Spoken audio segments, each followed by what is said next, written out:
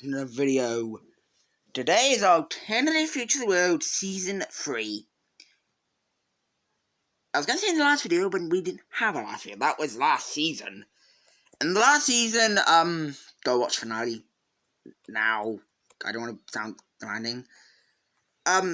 Switzerland had been infiltrated by a lot of, powers.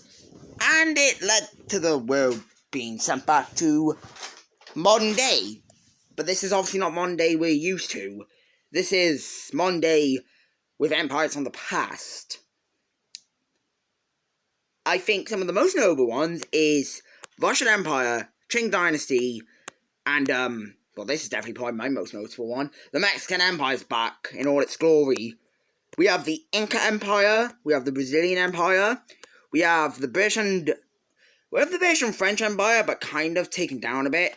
The German Empire's back. We have the Italian Empire. No Spanish Empire. Sorry, I want the Inca Empire here. We have the Ottoman Empire. The British Raj is not part of the UK, and it never fell. North, South, and Japan, they're all independent. Australia's itself. Canada's itself. So yeah, it's a world, but not the world. There's still modern day countries here. It's just that some of them aren't.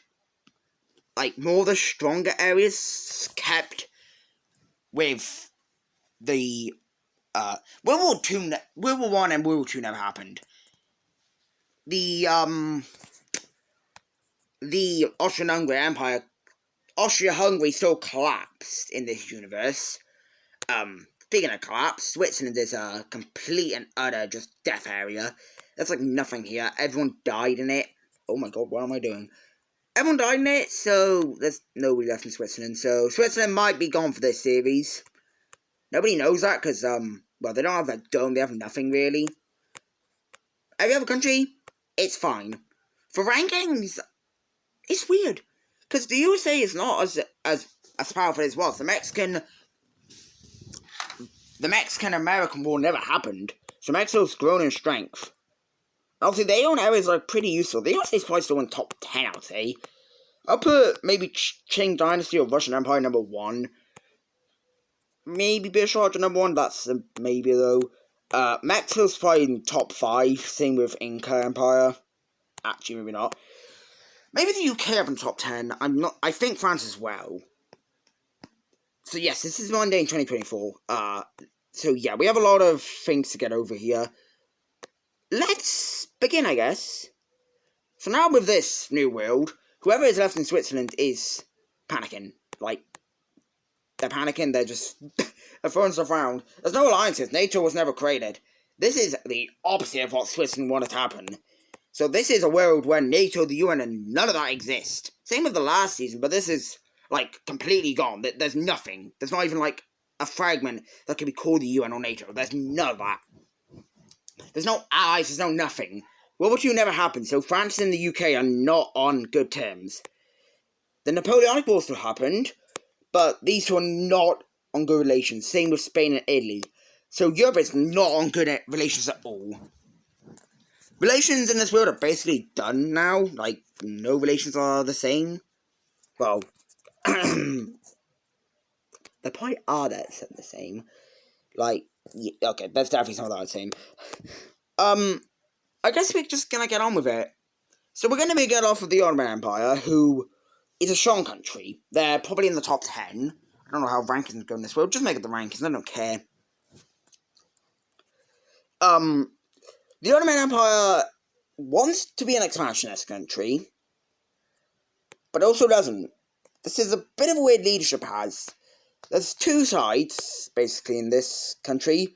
We have the one side that wants to expand, and the one side that wants to just be neutral and form an alliance. Like World War I, where there was a side that wanted to join and help the Central Powers, but also didn't want to help the Central Powers. And, I don't know if I'm saying that correct. They didn't want to help the Central Powers, but they ended up helping the Central Powers and collapsed. This universe, World War I never happened, so that never really did happen. And Austria-Hungary was the same, they just kind of lost everything. So yeah, these guys Yugoslavia never formed. Great, I guess. the Ottoman Empire wants to... Oh, yeah. Caucasians are united. They are not underneath the control of the Russian Empire. The Ottoman Empire wants to expand, but where will they expand? I can guarantee you in this series, all these guys right here are going to go. It's obvious. They're surrounded by 4 very hungry powers. And we're probably about to see that in a minute. The Ottoman Empire will form an alliance. It doesn't want to expand. The side that won is now the non-expansionist side. So we see the Ottoman Empire decide to form its own alliance, I guess. Nobody will join this except from maybe one country, which is, weirdly enough, Iran. Yes, these strong good relations. I don't know, okay? I told you to make that up.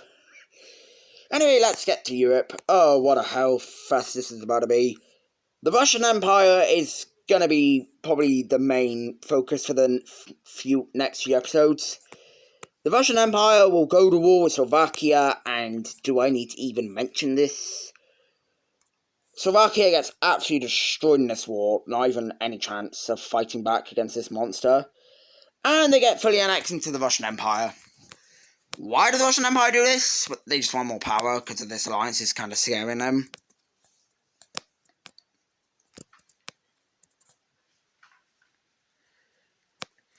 I think Africa is a good talking point.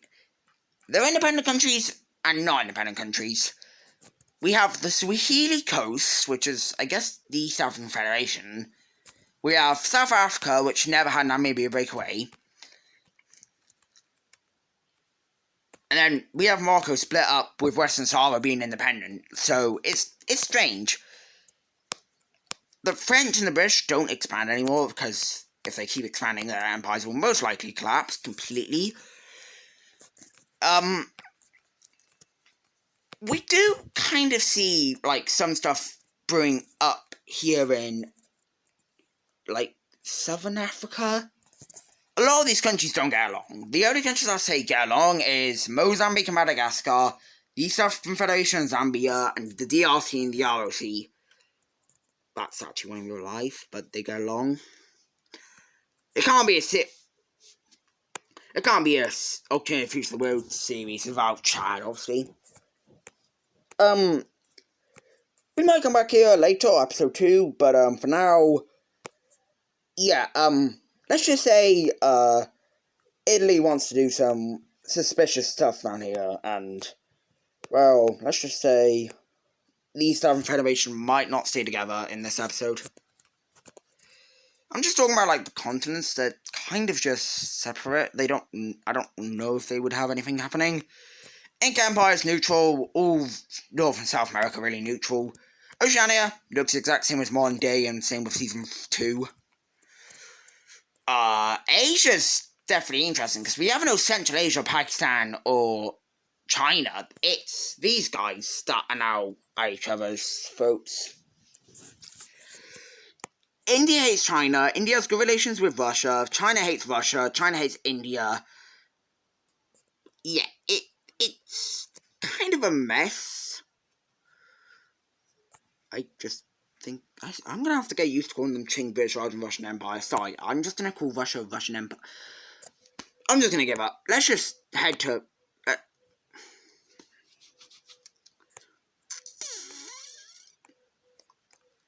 Let's just head somewhere else. Australia in this world, it's not doing good.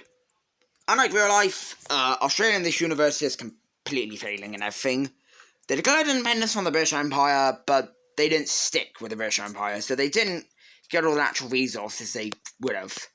So, sadly, with all the different sides in Australia, they're just going to break out into a civil war.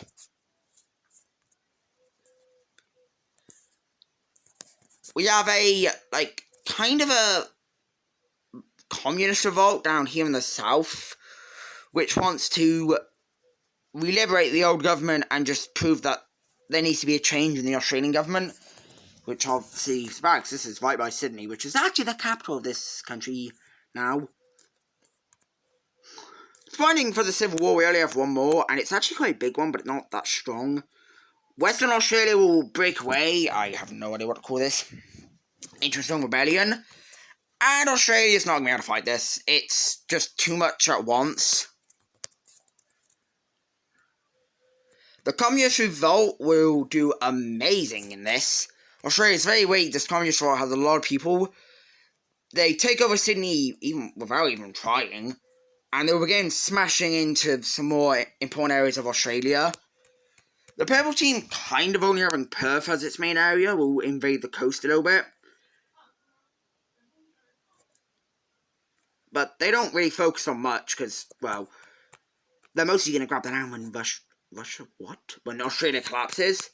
Meet the board of the Red Team and they agree not to invade each other. They would probably go into the Australian desert a little bit, but I don't think they want to go too deep, because I think they'll die.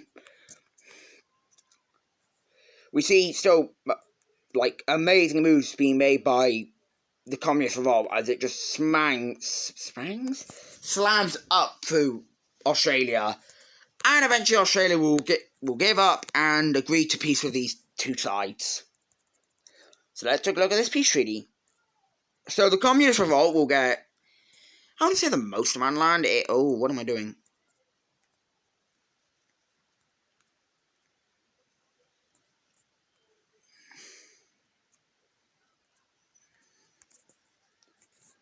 Wait, what am I doing? Oh my god, I haven't done this for a while.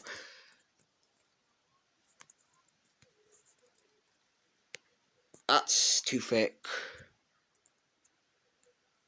That's good. So the Communist Revolt will get the most amount of land.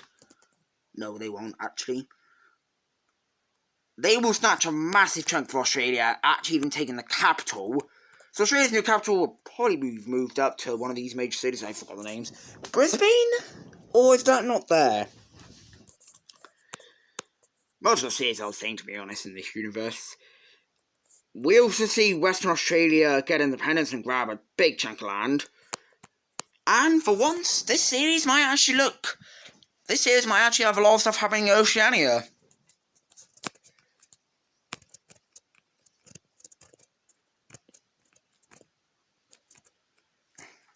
Anyway, South America's not peaceful anymore. Brazil is going to be invading Guyana and Suriname because they want access to they want more access to the northern coast up here. I don't know what to call it. The coast up here.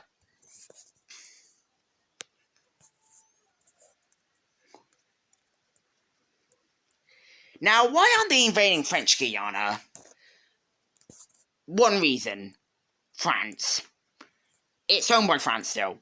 They can't invade it. If they invade it, France would probably just destroy Brazil, honestly. They could siege it, but it might end up as a stalemate war, so they don't risk it. But sadly for Guyana and Suriname, they don't stand a chance. Guyana sweat through within the first few weeks of this war, and Suriname fell even quicker than they did.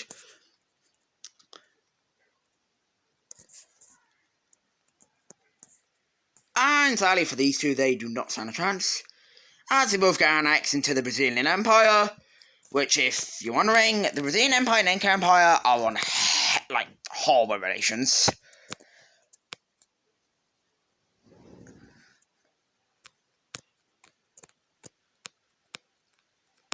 The Panama Canal exists. It's funny because that was actually dug by the Mexicans. Alaska is still owned by the Russian Empire, by the way. That's just an interesting fact I wanted to say. And Hawaii's probably owned by the Mexican Empire, to be honest. Because the USA never got as big as it was, the Russians never saw the use of selling Alaska. Again, Liechtenstein was on the list for them to sell it too, but they didn't. Anyway, it's time for a sad moment in probably all the seasons. Switzerland will completely collapse.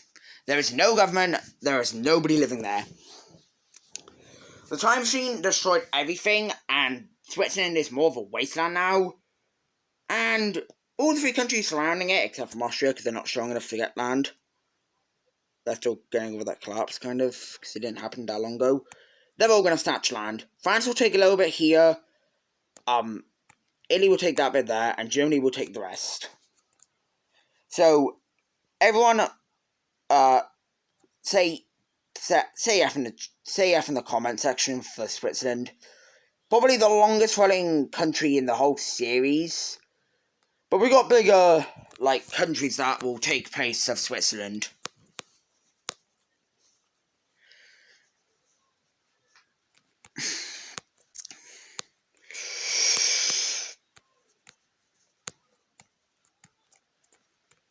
Croatia, Bosnia, and Slovenia will actually go ahead and form a union of some sort. This is an out of nowhere thing. This is more of just a protective thing. All these three countries have good relations. None of them really hate each other. Well, they don't hate each other at all. They just join us because they don't want to become part of Austria-Hungary again, even though that can't really happen. Anyway, new country is joining in on this Turkish alliance, and that is actually surprisingly going to be Italy. Maybe a very unexpected one here, but Italy will join this alliance.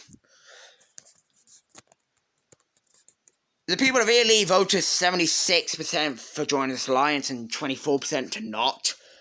So the 24% that not are they're just going to deal with it. They're not going to rebel. It was in the interest of the government and the people to join this. And as you can tell, the 24% was probably just different people that were not part of, that not elite Italian. So we now have another big power actually on this alliance. I realise that Iran is the big power in this universe. Saudi Arabia is kind of starting to feel threatened by this, because the Red Sea is trying to get very close with, and also the Persian Gulf is trying to get very close with this terrible team. You have Italy right here, Turkey right here, I guess, and then Iran right there.